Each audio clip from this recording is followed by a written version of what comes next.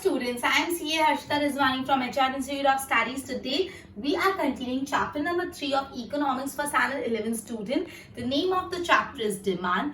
ये chapter हमने काफी अच्छे से previous video में भी पढ़ा है. बहुत slowly, gradually chapter हमने एक topic का clarity करा है because this chapter is very important for your concept clarity.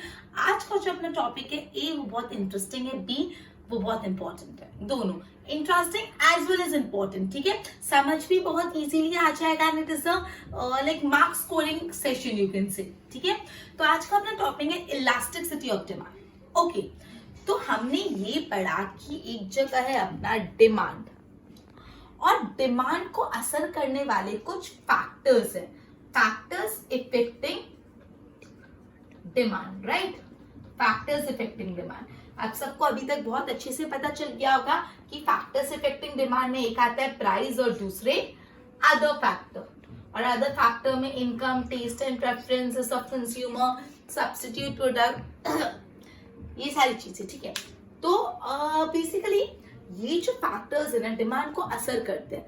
मतलब यहाँ पे कुछ बदलाव आता है तो यहाँ पे भी बदलाव आता है. ये तो हमने लॉ ऑफ डिमांड और जो पूरा कंसेप्ट पढ़ा, लेकिन कितना बदलाव आता है, कितना बदलाव वो कहां से पता चलेगा? वो पता चलेगा इलास्टिसिटी ऑफ डिमांड से. मतलब जब ये फैक्टर्स इफेक्टिंग डिमांड में चेंज हो रहा है तो अपनी डिमांड किस एक्सटेंट तक बदल रही है वो पता चलता है with elasticity of demand. Clear? तो सबसे पहले ये क्लियर होना जरूरी है कि इलास्टिसिटी ऑफ डिमांड कंसेप्ट बोलता क्या है. इलास्टिसिटी ऑफ डिमांड ये बोलता है कि जो फैक्टर्स है जो डिमांड को इफेक्ट करते हैं, जब ये फैक्टर में चेंज आता है तो डिमांड में चेंज आता है. We have studied this. लेकिन कितना चेंज आता है, ये फैक्टर में चेंज आया तो डिमांड में कितना उसका चेंज आया वो पढ़ा जाता है with the help of elasticity of demand. मतलब कितना एक्सटेंट ऑफ चेंज है. अब इलास्टिसिटी ऑफ डिमांड अगेन दो टाइप की. एक होता है price elasticity of demand, price elasticity of demand, and दूसरा है income elasticity of demand. Okay, अब देखो प्राइस इलास्टिसिटी ऑफ डिमांड मतलब जब प्राइस के बदलने से डिमांड में कितना चेंज आ रहा है, राइट? और इनकम इलास्टिसिटी मतलब इनकम, कंज्यूमर की इनकम बदलने से डिमांड में कितना चेंज आ रहा है. सिंपल. इलास्टिसिटी ऑफ डिमांड मतलब जब फैक्टर्स इफेक्टिंग प्राइस चेंज होते हैं तो डिमांड किस एक्सटेंट तक चेंज होती है. इलास्टिसिटी ऑफ डिमांड में अगेन दो टाइप है, price elasticity of demand, income elasticity of demand. Price elasticity of demand बोलते हैं जब प्राइस में बदलाव आता है तो डिमांड कितनी बदलती है. जब प्राइस में चेंज होता है तो डिमांड कितनी एक्सटेंट तक चेंज होती है. और इनकम इलास्टिसिटी बोलता है जब कंज्यूमर की इनकम बदलती है तो डिमांड कितनी चेंज होती है, राइट? अब टेक्स्ट बुक में आपको इलास्टिसिटी ऑफ डिमांड की डेफिनेशन दी है कि इलास्टिसिटी ऑफ डिमांड है extent to which demand respond to change in any of its determinant. मतलब किस एक्सटेंट तक डिमांड रिस्पॉन्ड करेगा, मतलब किस एक्सटेंट तक डिमांड चेंज होगा जब कोई दूसरे फैक्टर्स में चेंज आता है. दूसरे factors like price, income, taste and preferences, right? Okay, price elasticity of demand. Law of demand हमको ये बताता है कि when all other determinants, when all other factors are constant, जब प्राइस राइज होता है तो डिमांड कॉन्ट्रैक्ट होती है, जब प्राइस फॉल होता है तो डिमांड एक्सपांड होती है. This is law of demand. Clear? But ये लॉ ऑफ डिमांड हमको ये नहीं बताता प्रपोर्शन ऑफ द एक्सपांशन और कंट्रैक्शन. मतलब कितनी डिमांड राइज होती है, कितनी डिमांड कॉन्ट्रैक्ट होती है, ये अपन को लॉ ऑफ डिमांड नहीं बताता. तो कौन बताएगा ये चीज अपन को? Price elasticity of demand. समझ आया ना? हम अपन पढ़ रहे अभी price elasticity of demand. Elasticity of demand के टॉपिक में जो अपना स्टडी है वो है अभी just a minute, price elasticity of demand. ठीक है, प्राइस इलास्टिसिटी ऑफ डिमांड बोलता है कि लॉ ऑफ डिमांड के अकॉर्डिंग जब प्राइस बढ़ता है तो डिमांड कंट्रैक्ट होता है और जब प्राइस फॉल होता है तो डिमांड एक्सपांड होना है. लेकिन कितना प्रपोर्शन ऑफ एक्सपांशन और कंट्रैक्शन होता है ये लॉ ऑफ डिमांड नहीं बोलता है. ये अपन को पता चलता है with the help of price elasticity of demand. Okay, so अब इसका meaning price elasticity of demand का, it shows a proportion of which demand changes with the change in price. मतलब प्राइस इलास्टिसिटी ऑफ डिमांड हमको proportion बताता है. किसका proportion? Of change in demand, कि कितनी डिमांड चेंज हो रही है विद चेंज इन प्राइस. मतलब प्राइस के चेंज होने से डिमांड कितनी चेंज हो रही है उसका प्रपोर्शन. अब इसको फॉर्मूला में लिखोगे तो आप लिख सकते हो EP, that is this is elasticity of price. ऊपर आता है percentage change in demand for x. X commodity की परसेंटेज चेंज इन डिमांड, और नीचे आएगा percentage change in price for x. मतलब इलास्टिसिटी ऑफ प्राइस बोलता है कि ऊपर लिखेंगे परसेंटेज चेंज इन डिमांड, नीचे परसेंटेज चेंज इन प्राइस. मतलब जब प्राइस बदल रही है तो डिमांड कितना बदल रहा है, ऊपर डिमांड नीचे प्राइस. क्लियर? देखो यहाँ पे एग्जांपल दिया हुआ है अपन को. अगर 1% प्राइस फॉल हो रही है तो 5% डिमांड का एक्सपांशन हो रहा है. 1% प्राइस का जो डाउनफॉल है वो 1% है, और इससे डिमांड का एक्सपांशन है 5%. तो इसको आप इसका प्राइस इलास्टिसिटी कैसे बताओगे? प्रपोर्शन चेंज इन डिमांड ऊपर आता है तो 5 divide by proportion change in price नीचे आता है तो नीचे 1, तो 5 डिवाइड बाय 1 5 अपना है प्राइस इलास्टिसिटी ऑफ डिमांड. इसको ऐसे मॉड्यूलस में लिखा. क्यों? बिकॉज ये बात याद रखना, प्राइस इलास्टिसिटी ऑफ डिमांड की कोई भी यूनिट नहीं होती. प्राइस इलास्टिसिटी ऑफ डिमांड की कोई भी यूनिट नहीं होती. प्योर नंबर, आप इसको परसेंटेज, सेंटीमीटर, यूनिट, कुछ नहीं यूनिट नहीं. इसकी कभी भी कोई यूनिट नहीं होती, नो यूनिट. सो अगर आपको ऑब्जेक्टिव में पूछे कि do price elasticity of demand has a unit, तो you will write no. Clear? ये बात याद रखना, प्राइस इलास्टिसिटी की कोई भी यूनिट नहीं होती. फॉर्मूला क्या थी? Percentage change in demand upon percentage change in price. Clear? Okay. अच्छा, आप प्राइस इलास्टिसिटी की डेफिनेशन दी थी according to Marshall. The degree of elasticity of demand depends upon the extent of rise in demand because of the fall in price. मतलब elasticity of demand किस पे depend करता है? Extent of rise in demand because of the fall in price.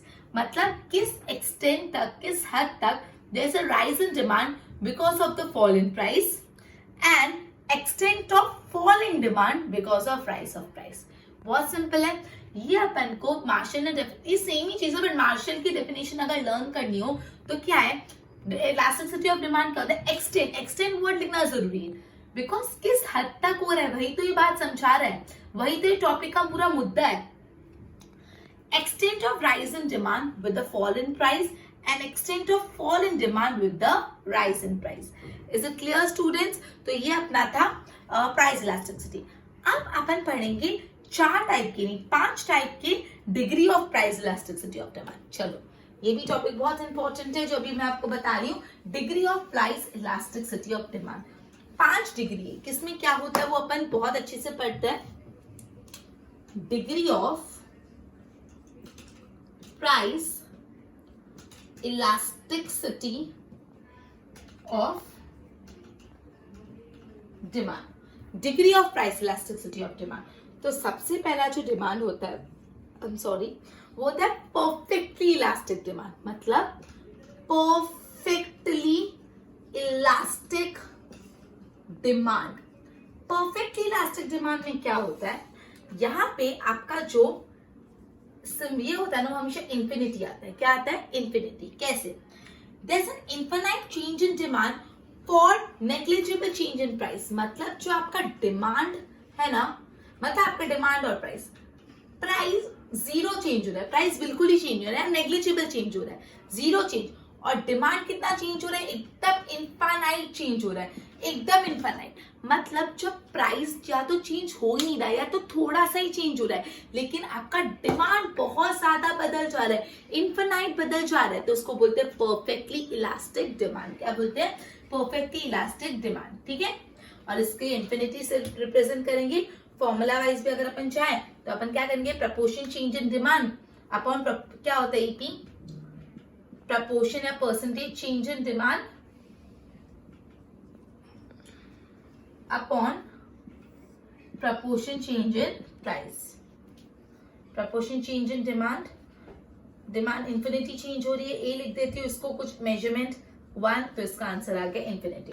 मतलब perfectly elastic demand में students price नहीं बदल रही लेकिन डिमांड बहुत ज्यादा बदल रही है।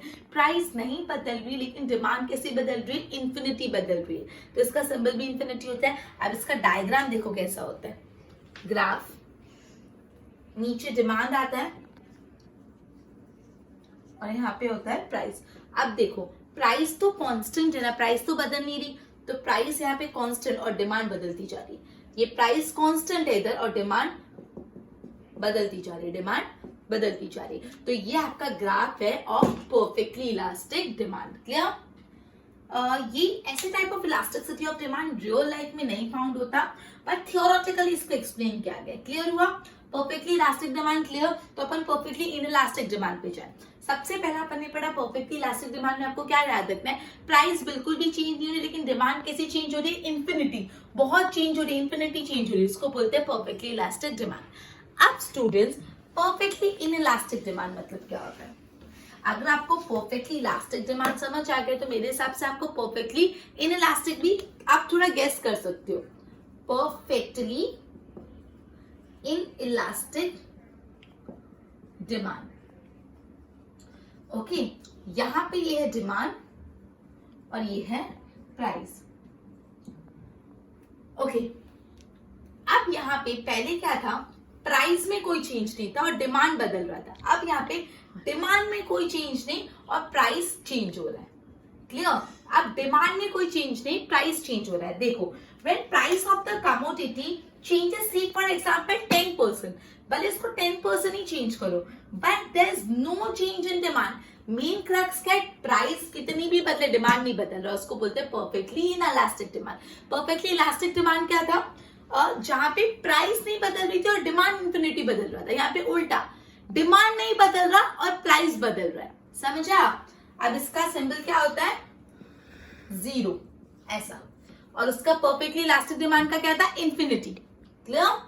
इसको अगर आप लिखोगे फॉर्मूला में तो proportion change in demand divide by proportion change in price. Proportion change in demand तो 0 है और प्रपोर्शन चेंज इन प्राइस से फॉर एग्जांपल 10% है, तो 0 डिवाइड बाय 10 इज 0। अब इसका ग्राफ कैसा होता है, देखो, अब यहाँ पे आता है डिमांड और यहाँ पे आता है प्राइस। अब यहाँ पे क्या चेंज नहीं हो रहा, यहाँ पे डिमांड चेंज नहीं हो रहा, तो यहाँ पे डिमांड एक ही जगह कांस्टेंट रहेगा और प्राइस बदलता जाएगा। क्लियर? यहाँ पे डिमांड कांस्टेंट है इसलिए एक्स वाई एक्सिस को पैरेलल है, जब प्राइस कांस्टेंट था तो एक्स एक्सिस को पैरेलल। ठीक है? ओके, सो perfectly elastic demand, perfectly inelastic. Perfectly elastic में प्राइस चेंज नहीं हो रहा, डिमांड इंफिनिटी चेंज हो रही है। परफेक्टली इनइलास्टिक में डिमांड चेंज नहीं हो रहा और प्राइस चेंज हो रही है। अब नेक्स्ट आप थोड़ा गेस करने की कोशिश करो। नेक्स्ट है unitary elastic demand. Unitary word पे फोकस करना। Unitary elastic demand, unitary elastic demand. Unit मतलब क्या होता है, 1। यूनिट वर्ड मतलब क्या होता है, यूनिट मतलब होता है 1। यहां पे जितना डिमांड में चेंज हो रहा है उतना ही प्राइस में चेंज हो रहा है। अगर डिमांड 10% चेंज हो रही है तो प्राइस भी 10%, तो 10 डिवाइड बाय 10 कितना होता है, 1। तो इसको क्या बोलते हैं, यूनिटरी इलास्टिक डिमांड। ये बात समझ आई? यूनिट मतलब क्या होता है, 1, मतलब जितना डिमांड में चेंज हो रहा है उतना ही प्राइस में चेंज हो रहा है। दोनों में जो बदलाव है वो इक्वल है, तो जब इक्वल होगा और डिवीजन करेंगे तो 1 ही आएगा। ठीक है? तो देखो, unitary when percentage change in demand is proportionate to the percentage change in price। इसको जब परसेंटेज चेंज इन डिमांड वो प्रपोर्शन में होता है to the percentage change in price. Example, if the price of commodity egg, ये देखो price और ये डिमांड। अब आपको एग्जांपल दिया है कि अगर आपकी कोई कमोडिटी की प्राइस 5% फॉल हो गया तब क्या हो रहा है, डिमांड 5% राइज हो गया। तो अब फॉर्मूला क्या होती है, proportion change in demand divided by proportion change in price. Proportion change in demand कितना है 5, प्रपोर्शन चेंज इन प्राइस 5 5 5 1, तो इसको क्या बोलेंगे यूनिटरी इलास्टिक डिमांड, और इसका सिंबल भी क्या होगा EP is equal to 1। Clear? अब इसका ग्राफ देखो, ये अपना ग्राफ, यहाँ पे प्राइस, यहाँ पे डिमांड, अब दोनों है ना equal equal equal equal change हो रहे हैं कि ये इतना चेंज हुआ तो ये भी इतना, ये इतना तो ये भी इतना, तो इसका ग्राफ प्रॉपर ऐसा बनेगा। क्लियर? ये होता है unit elastic demand. Clear? Simple. अभी तक 3 पढ़े, 2 और बाकी है। परफेक्टली इलास्टिक डिमांड में प्राइस चेंज नहीं हो रही, डिमांड इन्फिनिटी चेंज हो रहा है। परफेक्टली इनइलास्टिक डिमांड में डिमांड चेंज नहीं हो रहा, प्राइस इन्फिनिटिव चेंज हो रहा है। यूनिटरी इलास्टिक डिमांड में प्राइस और डिमांड दोनों इक्वली चेंज हो रहा है। ठीक है, चलो नेक्स्ट है रिलेटिवली इलास्टिक डिमांड। अपने परफेक्टली इलास्टिक और परफेक्टली इनइलास्टिक तो पढ़ा, अब रिलेटिवली इलास्टिक डिमांड क्या होता है? यहाँ पे वर्ड है रिलेटिवली। परफेक्टली मतलब क्या होता है? पूरा ही एकदम दो एक्सट्रीम एंड्स। अब रिलेटिवली में क्या होगा? देखो, रिलेटिवली इलास्टिक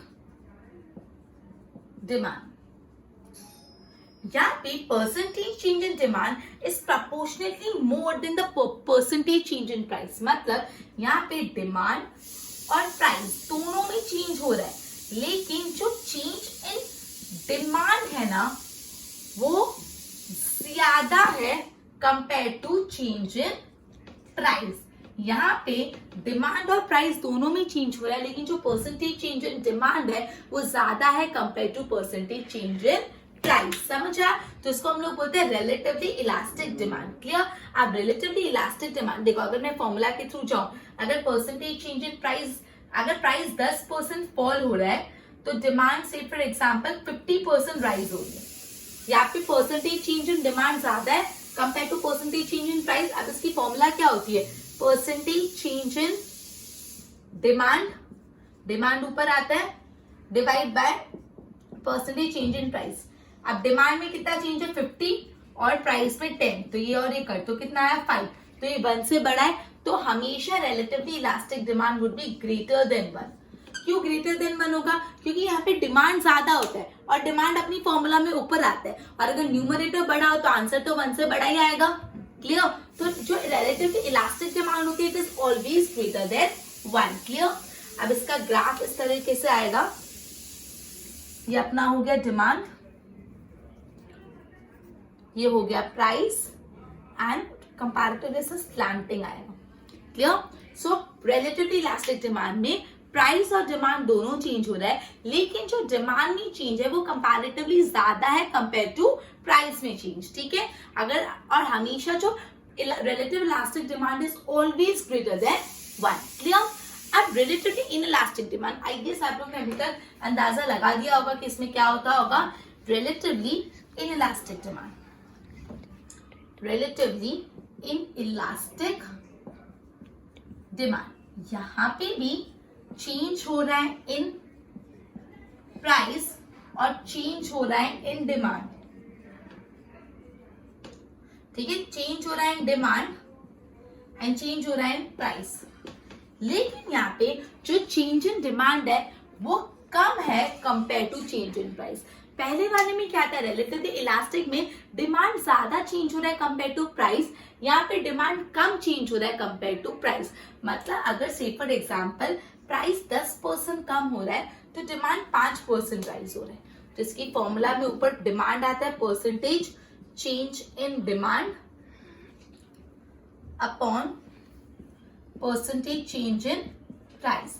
डिमांड में चेंज है 5 और प्राइस में चेंज है 10, तो ये कितना है 0.5, ये 1 से छोटा है। तो जो भी रिलेटिवली इनइलास्टिक डिमांड होती है हमेशा 1 से छोटी होती है, क्योंकि डिमांड कम है और ऊपर डिमांड लिखते हैं तो न्यूमरेटर छोटा होता है तो 1 से कम ही आंसर आता है। Clear? So percentage change in demand is proportionately less compare to proportionate change in price. Clear? इसका सिंबल, इसका डायग्राम, ग्राफ, यहाँ पे डिमांड, यहाँ पे price, something like that. Clear? तो अपन ने 5 इलास्टिसिटी ऑफ डिमांड पढ़ी। कौन सी? सबसे पहली वाली कौन सी थी? सबसे पहली थी परफेक्टली इलास्टिक डिमांड। सबसे पहली थी अपनी पढ़ी perfectly elastic demand. Perfectly elastic demand में क्या था स्टूडेंट? परफेक्टली इलास्टिक डिमांड में प्राइस बिल्कुल नहीं चेंज हो रहा था और डिमांड इंफिनिटी चेंज हो रहा था, तो हमेशा परफेक्टली इलास्टिक डिमांड इंफिनिटी। दूसरा अपन ने पढ़ा था perfectly in elastic demand. Perfectly in elastic demand में प्राइस चेंज हो रहा था लेकिन डिमांड चेंज नहीं हो रहा था, तो ये कैसा था? जीरो। फिर अपन ने पढ़ा unitary elastic demand. Unitary elastic demand में प्राइस और डिमांड दोनों इक्वल प्रोपोर्शन में चेंज हो रहे थे, तो इसका अल्टीमेट आंसर 1 आता है, इसका EP, that is elasticity of price 1। फिर अपन ने पढ़ा relatively elastic demand. Relatively elastic demand में क्या था? जो डिमांड चेंज हो रहा था वो कंपैरेटिवली ज्यादा चेंज हो रहा था कंपेयर टू प्राइस, तो ये हमेशा ग्रेटर देन 1। उसके बाद लास्ट फिफ्थ हमने पढ़ा रिलेटिवली इन इलास्टिक डिमांड। यहाँ पे डिमांड कम चेंज हो रहा था कंपेयर टू प्राइस, तो this is smaller than 1। Clear? तो ये बहुत इंपॉर्टेंट था। इलास्टिसिटी ऑफ डिमांड क्या होता है, प्राइस इलास्टिसिटी ऑफ डिमांड क्या होता है, प्राइस इलास्टिसिटी में अलग अलग टाइप। अब अपना नेक्स्ट टॉपिक है income elasticity of demand. Next topic है अपना इनकम इलास्टिसिटी ऑफ डिमांड। अब स्टूडेंट्स, अगर आपको प्राइस इलास्टिसिटी ऑफ डिमांड समझ आ गया तो इनकम इलास्टिसिटी ऑफ डिमांड भी ऑटोमेटिकली समझ आ जाएगा। मैंने आपको बताया इलास्टिसिटी ऑफ डिमांड क्या होता है, जब भी फैक्टर्स इफेक्टिंग डिमांड में बदलाव आता है तो किस एक्सटेंट तक, किस हद तक डिमांड में बदलाव आता है उसको बोलते हैं इलास्टिसिटी। उसमें एक प्राइस इलास्टिसिटी, एक इनकम इलास्टिसिटी। प्राइस इलास्टिसिटी में जब प्राइस बदल रहा है तो डिमांड कितना बदल रहा है, तो इनकम इलास्टिसिटी में क्या होगा, जब कंज्यूमर की इनकम बदल रही है तो डिमांड कितनी, किस एक्सटेंट तक बदल रही है। तो देखो students, income elasticity of demand, income elasticity of demand क्या बोला है यहाँ पे? यहाँ पे बोला है, डायरेक्ट मैं इनकम पे मीनिंग पे जा रही हूँ। If the extent of change in demand for a good because of the change in the income of consumer, जब डिमांड चेंज हो रहा है because of the change in income of consumer. अब इसको मैं फॉर्मूला वाइज देखूं तो आएगा प्रोपोर्शनेट चेंज इन डिमांड। ऊपर तो प्रोपोर्शनेट चेंज इन डिमांड ही रहेगा, लेकिन नीचे क्या हो जाएगा, प्रोपोर्शनेट चेंज इन, पहले प्राइस था अब क्या हो जाएगा, इनकम इलास्टिसिटी, तो क्या हो जाएगा, proportionate change in income. Clear? पहले जब प्राइस इलास्टिसिटी थी तब अपन ने क्या पढ़ा, जब प्राइस चेंज हो रहा है तो इनकम कितना, तो डिमांड कितना चेंज हो रहा है। अब यहाँ पे इनकम इलास्टिसिटी ऑफ डिमांड है, तो जब इनकम चेंज हो रहा है तो डिमांड कितनी बदल रही है, जब कस्टमर की इनकम चेंज हो रही है तो डिमांड कितनी बदल रही है, राइट? ओके। अब इसमें भी डिग्रीज है या टाइप है, आप बोल सकते हो टाइप ऑफ इनकम इलास्टिसिटी या तो डिग्री ऑफ इनकम इलास्टिसिटी। सबसे पहला है positive income elasticity. Positive income elastic demand. Positive income elastic demand में क्या होता है, when demand increases due to rise in income of the consumer और डिमांड डिक्रीजेस। ओके, अच्छा, पॉजिटिव इनकम इलास्टिसिटी में क्या बोल रहा है, व्हेन डिमांड इंक्रीजेस, देखो प्राइस और अब देखो यहाँ पे क्या हो रहा है, डिमांड इंक्रीज हो रहा है due to rise in the income of consumer, मतलब जब इनकम कस्टमर की बढ़ रही है तो डिमांड कैसा हो रहा है, बढ़ रहा है। जो नॉर्मल सिचुएशन है, अगर कस्टमर के पास ज्यादा इनकम होगा तो वो ज्यादा खरीदेगा। लेकिन आपको पता है, मैंने आपको इंफीरियर गुड्स के बारे में समझाया था, गिवन गुड्स के बारे में।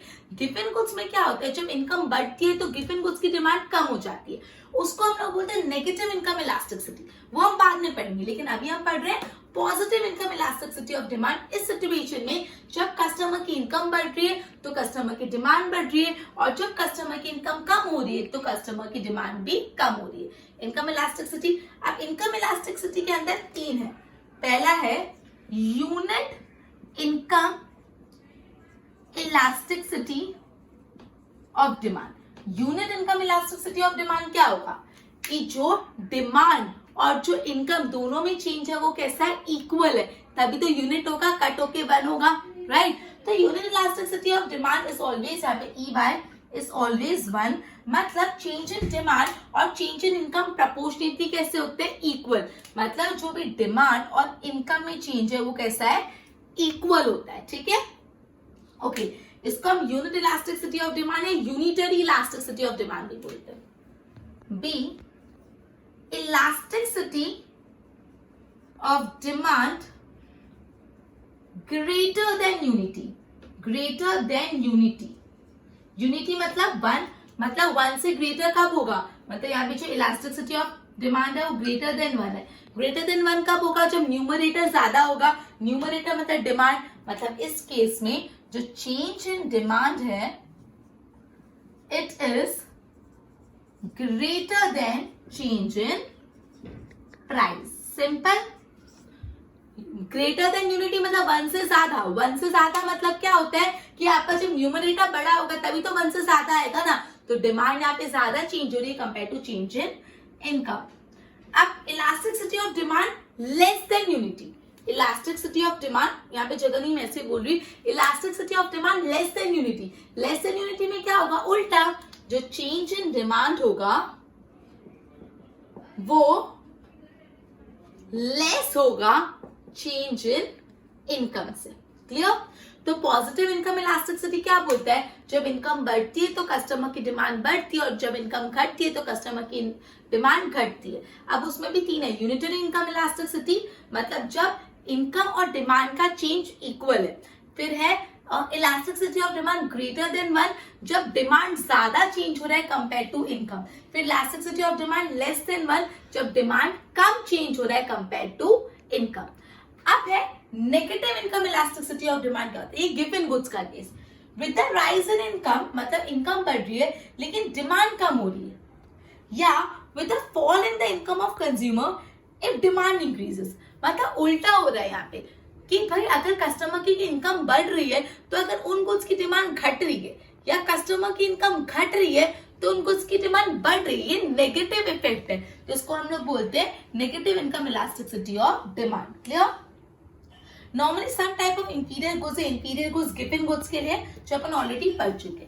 उसके बाद आता है zero income elasticity of demand. Zero income elasticity of demand क्या बोलता है, with the change in income of consumer if the demand of the goods remain unchange. मतलब जब कस्टमर की इनकम तो बदल रही है लेकिन डिमांड नहीं बदल रही। जब कस्टमर की इनकम तो बदल रही है लेकिन कस्टमर की डिमांड नहीं बदल रही, उसको बोलते हैं zero elasticity of demand. Usually एकदम लो प्राइस गुड्स के लिए होता है, स्टेपलर, पेन्स, ये सब अपन ऑलरेडी ये पढ़ चुके हैं। क्लियर। तो 3 type income elasticity of demand क्या होता है कि जब इनकम बढ़ रही है या घट रही है, जब इनकम चेंज हो रही है कस्टमर की, तो डिमांड पे क्या चेंज आ रहा है, डिमांड किस एक्सटेंट तक चेंज हो रही है। इसकी फॉर्मूला है proportional change in demand divide by proportional change in income.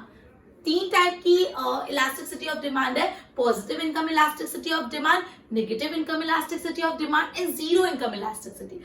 Positive income elasticity में क्या होता है, जब इनकम बढ़ रही है तो डिमांड बढ़ रही है, इनकम घट रही है तो डिमांड घट रही है।